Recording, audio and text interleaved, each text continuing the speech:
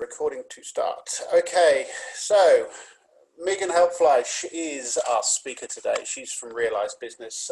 Megan has a background in results-focused marketing, a lot of experience in B2B and B2C marketing, and today she's going to be talking about tips to build your brand online. Now, as I mentioned before, this is very high level. What I'd recommend you do after this session, if you haven't already, is engage with New South Wales Business Connect. They can offer you bespoke one-on-one advice free of charge for the first few sessions and highly subsidized after that. So I would highly recommend you take part in that as it's free. Even if you pick up just a couple of really useful tips, that could change your business significantly. So I encourage you to do that. So Megan, I will hand over to you. And yes, I'll come in with any questions that come in. So please put questions in the Q&A box, observations and comments in the chat, and I'll be keeping an eye on those. So Megan, over to you. Fantastic. Thanks so much, Will, and thanks for the opportunity, Ku-ring-gai Council. And everyone that's in our session today, we're going to be talking about tips to build your brand online. And I won't, in terms of just working through, oh, why am I not? Okay, it's going to make me do this. In terms of a little bit about myself, so my name's Megan Helpfleisch. I work with the Business Connect program with Realise Business, and I've been doing marketing and it's a real passion of mine. So without further ado, let's get in and let's think about how do we really work online. And, you know, like we live and work in this multi-platform world. It's really interesting. COVID, look at us all today. It's really fast tracked, you know, how we use online. And it really is very much the touch point for us as consumers and as customers and as colleagues. It's all been zoomed up very much as an essential part of our life and every day at the moment, as we are doing right now.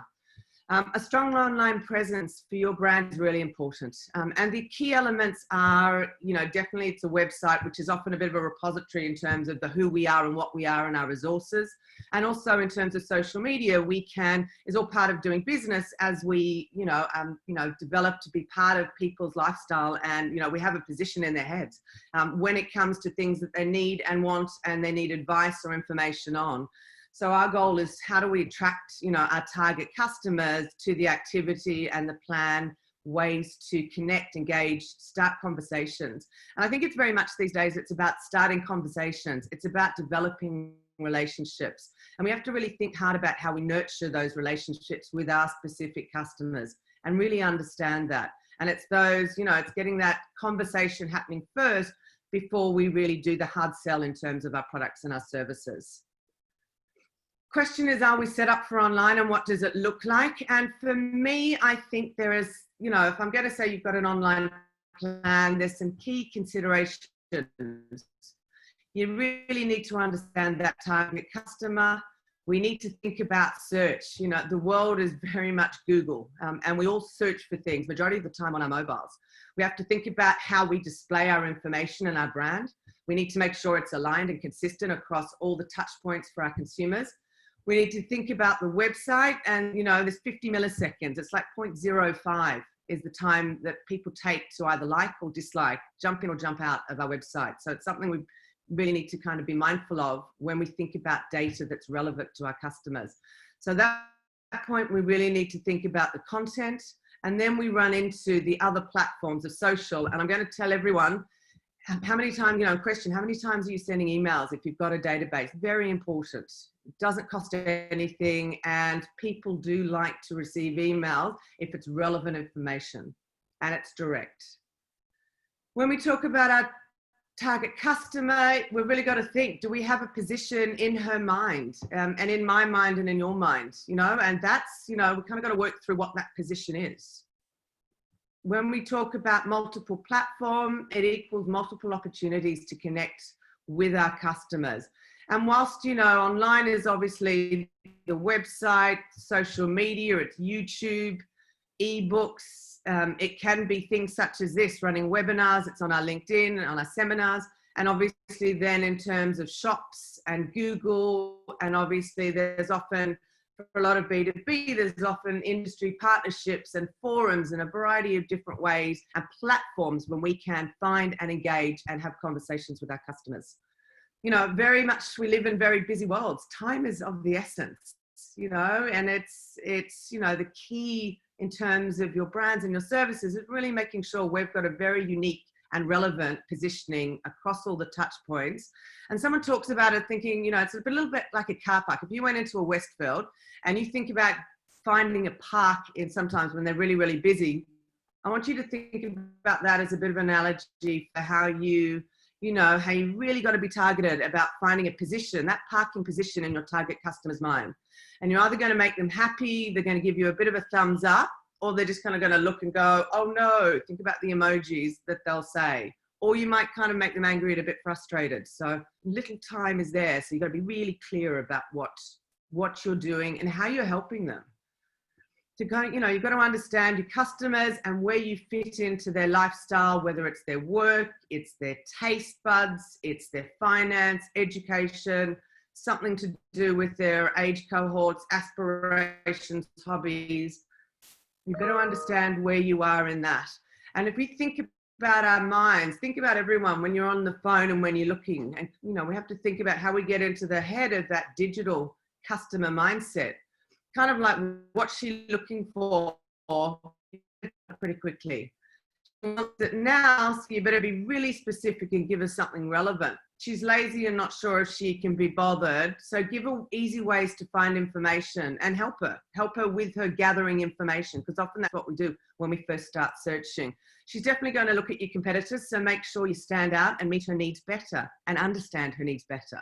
She's wondering if she can trust you, so you better give her some reasons why she should trust you. And obviously she wants to know what's in it for her, so forget the product features. Let's think about what are the benefits and the outcomes and the experiences and how we're going to help her. How's she going to feel? What is her outcomes? What's in it for our consumers?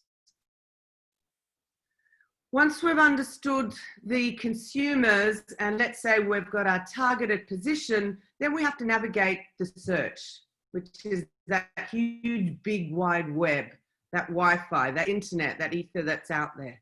When we're talking about that, we all go searching, we all do it, and the biggest player is Google. They are managing around 75% of all searches. One of the kind of key facts that we all know, and it keeps on getting repeated over the last few years, that on the first search page, the first 5 organic results account for around 67% of all clicks. So you'll find that when you go to Google search pages, they'll have the ads at the top, they'll have a little bit of a map, and then underneath that, you'll find your organic searches. So our goal is to try and be in that if we can.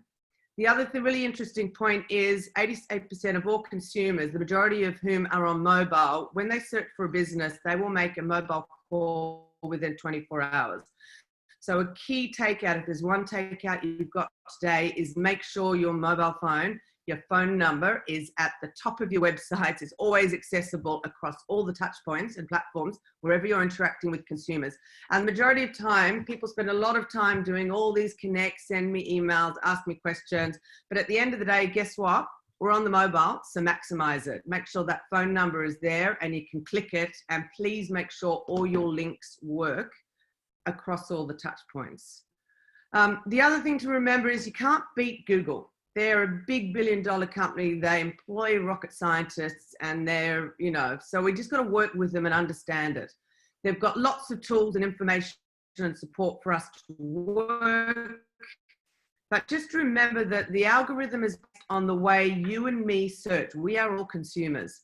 So natural user language and actions is always rewarded. So you really got to think like a consumer user.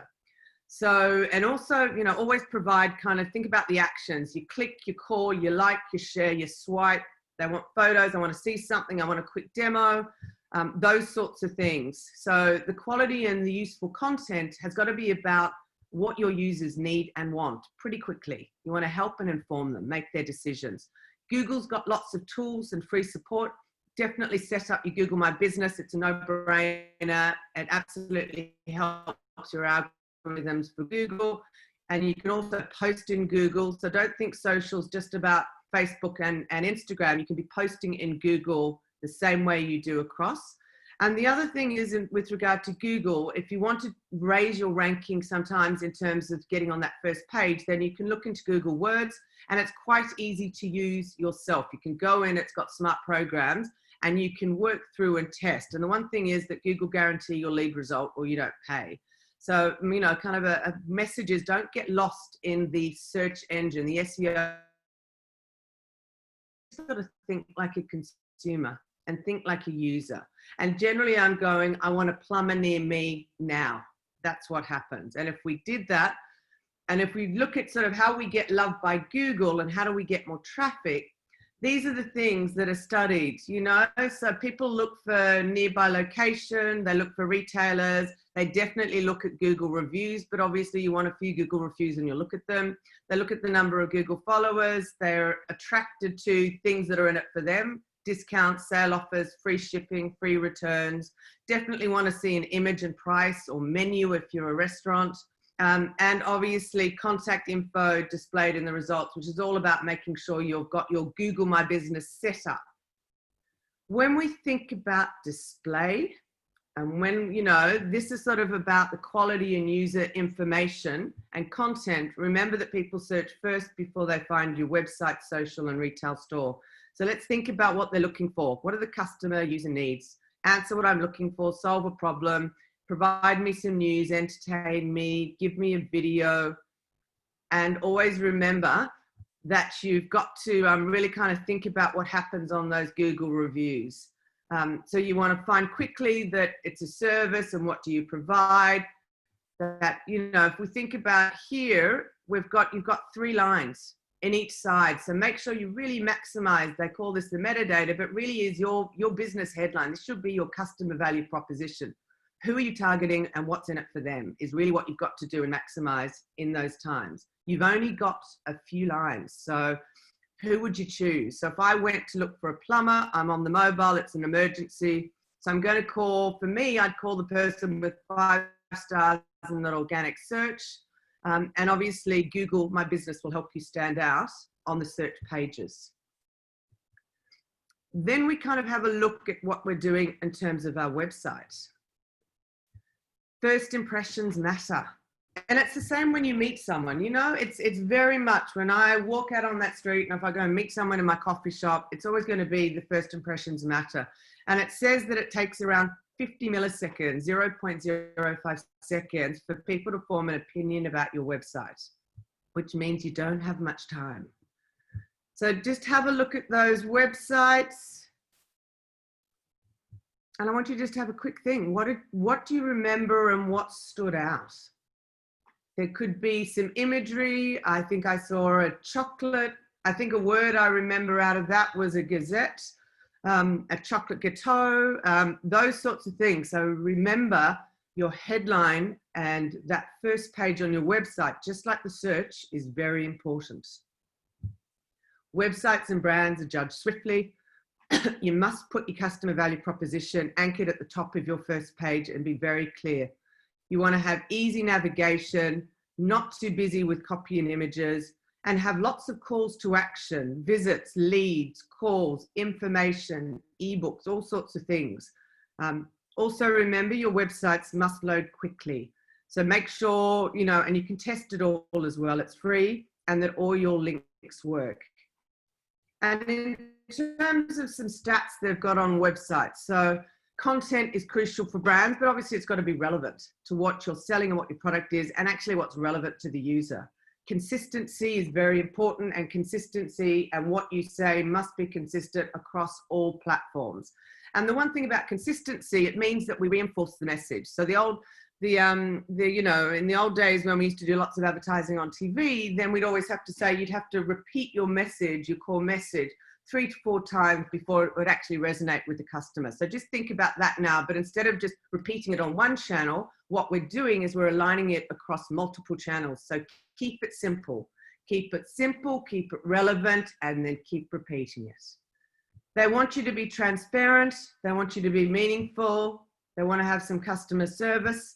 So what that says is that just be very direct and be very open about what you do, what your service is, what your prices is, and how you operate.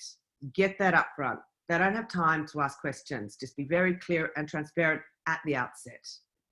We've got some more websites, and I think, we've got, interestingly enough, I've kind of got one here, which is Louise Kelly. You're probably going to say to me, who's Louise Kelly? So unless she clearly tells us who she is up front, you probably don't know.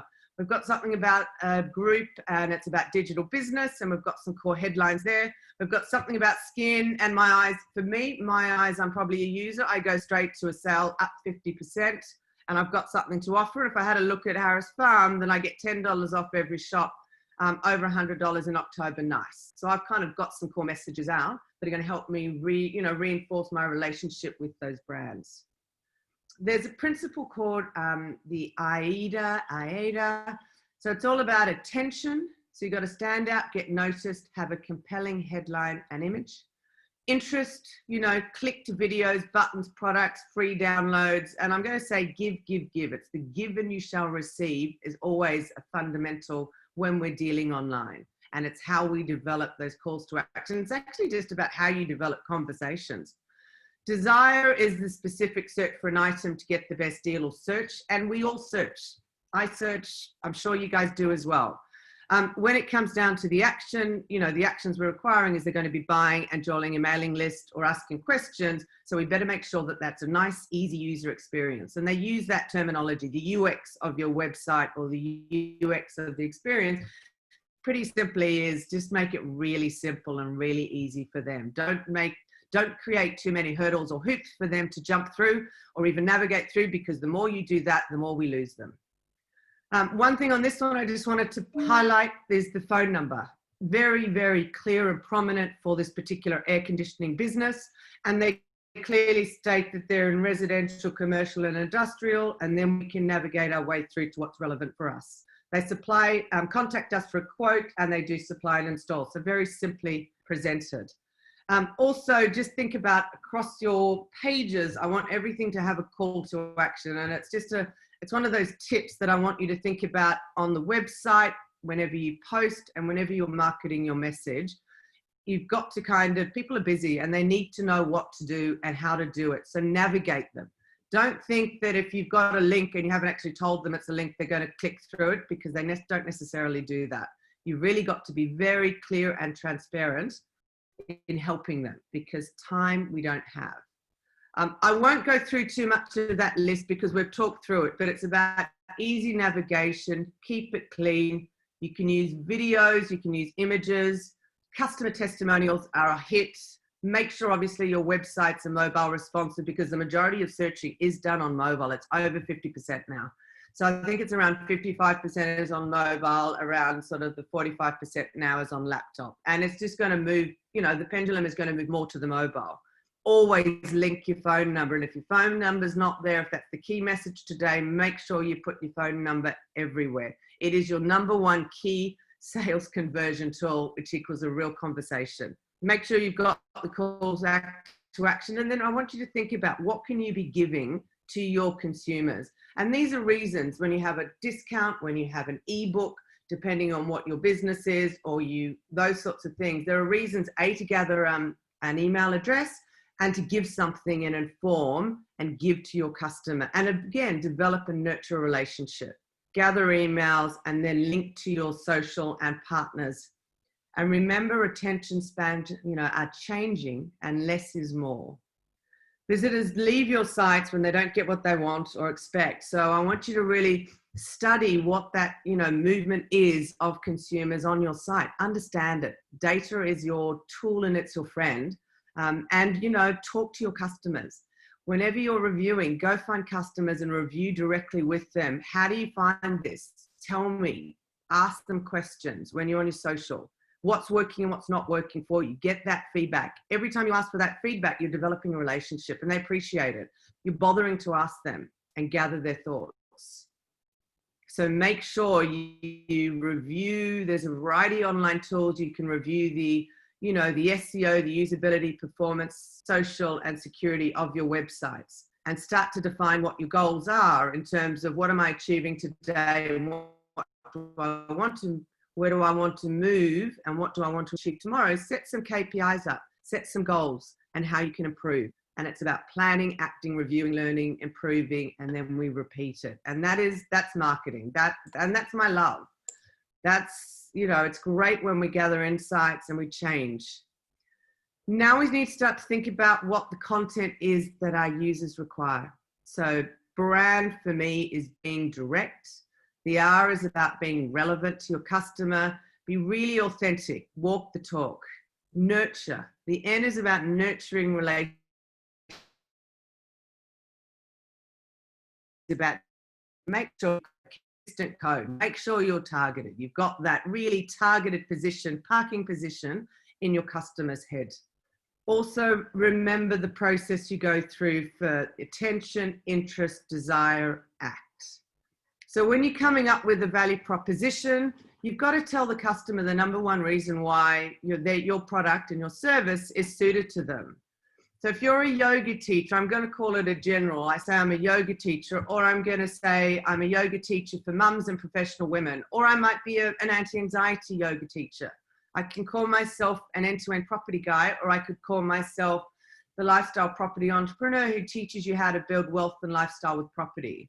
I could be a Zoho partner, or I could be a provider of online business applications to help small business. I could be roof anchors, or I could be products designed to keep you safe when working on roofs and heights at home and in construction. So I really want you to think about what is that core message, and I'm going to call that your customer value proposition.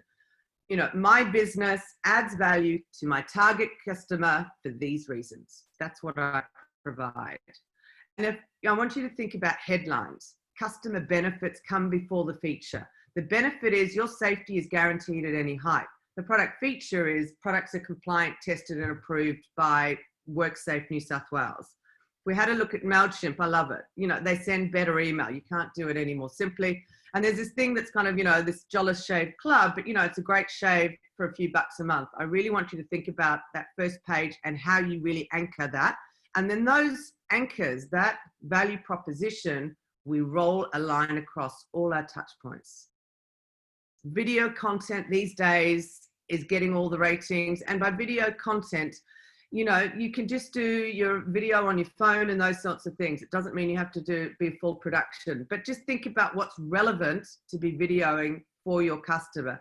It could be talking to a customer. It could be an inspiration. It can be tips. It could be celebrating things that occur, or what your difference is, or reasons to believe, or what your passion and your purpose is for your business. People love that. We love stories. And we know that we get more engagement from those things. And obviously our world is moving to stories.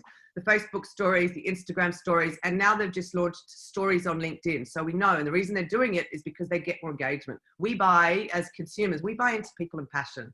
That's what we buy. We don't buy the product features. We buy someone's passion about why they're doing what they're doing. And that kind of is our reason to believe, and it's to validate our choices. When you want to think about, you think about, I know, but how am I going to talk about my product? And I want you to think about, I call these lovely wheels, and I've just used one. You know, your content must be all about how you add value in your product or service to your customer. It's either at work, or it's at life, or it's at home, or when they're out of home. Think about what that wheel is.